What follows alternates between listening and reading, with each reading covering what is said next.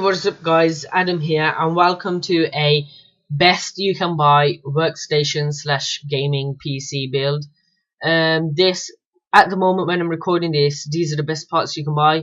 You can change graphics card to R9 2955X2 if you want, but for this build I went with two 780 Ti's because they have QDX acceleration and whatnot, and that's brilliant for workstation editing and stuff. So yeah, let's start off. For the CPU, I went with the i7 4960X Extreme Edition. It's a 6-core processor running at 3.6 GHz, and it's running on an LGA 2011 socket, and it has hyper-threading, which is what you expect from Intel these days anyway. So for the CPU cooler, I went with the Corsair H100i. It's a liquid CPU cooler, as it says here, and it has two 120mm fans, and this Corsair thingybob lights up, which is pretty cool. For the motherboard, I went with the ASUS Rampage IV Black Edition. It looks really nice. It has this, it supports overclocking, and it has loads of heat sinks, and for some reason this picture's messed up, but it's just a really good motherboard. It's made by ASUS obviously, and rating on it is actually quite good as well, 4.9. It's an E-ATX motherboard, whatever that means. I think it's extra ATX, which is big ATX boards or whatever. But yeah, it has onboard USB 3.0 headers, which you expect from every recent motherboard, whatever price they are. They should at least have one. That's at the least one USB 3.0 port. But yeah, for the memory, I went with 64 gigs of G-Skill Trident X series. Now 64 gigs for gaming is overkill, even 32.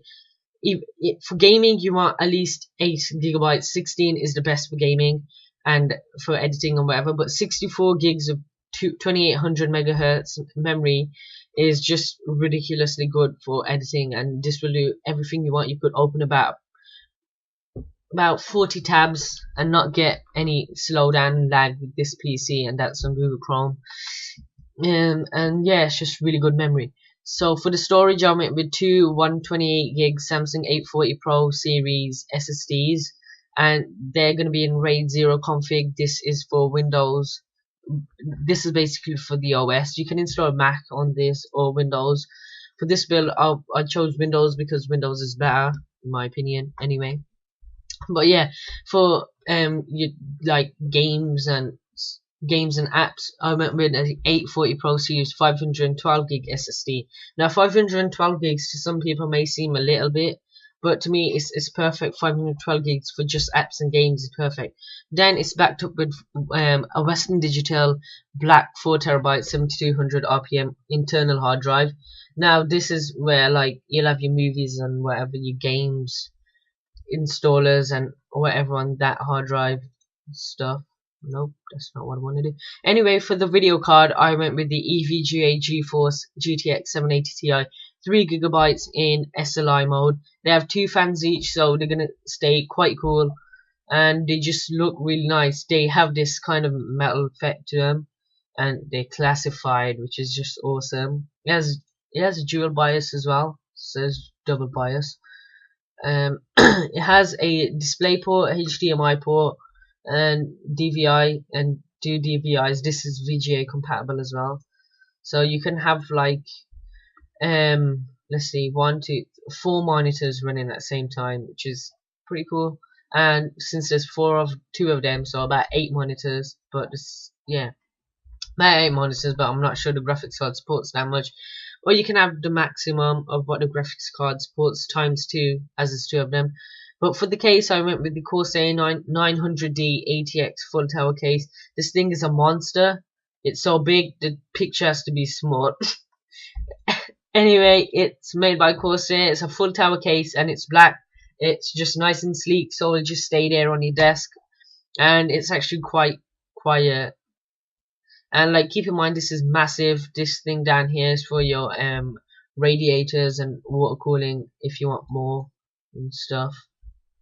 For the CPU, for the power supply, I went with the NMX Platimax 1500 watt 8 plus platinum certified fully modular ATX power supply. This thing is pretty cool. I mean, it's platinum, and it's fully modular. You don't have to do that much cable routing and whatever. And for the optical drive, I had to include this, guys. This is just an 80 quid ASUS Blu-ray drive. Yeah, I had to include it. So this all comes into £5,438. And yeah, I mean, there are some issues and whatever, but this is just silly. This is, you need a BIOS update, and the CPU, the memory voltage exceeds the CPU's recommended maximum. So the memory would have to reduce the clock rate to meet the voltage recommendation. So yeah, that's not exactly a problem. It'll still run perfect. It'll still probably be the best RAM you have. And yeah, this is just the best money can buy right now when I'm recording this. So I hope you guys enjoyed this video. Please leave a like, comment, and subscribe. Stay sorry. And stay tuned for more videos and PC builds like this. So as always, guys, keep mining. Boop.